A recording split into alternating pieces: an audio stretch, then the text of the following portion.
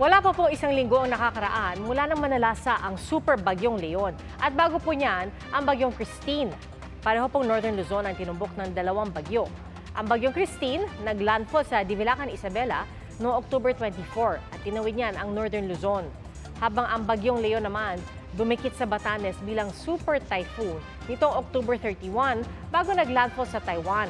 At batay sa 5 p.m. bulletin ng Pag-asa, ang bagyong Marce posibleng tumbukin ang paligid ng Babuyan Islands o mainland northern Cagayan o di kaya ay bumaba at maglandfall sa Cagayan, Isabela area.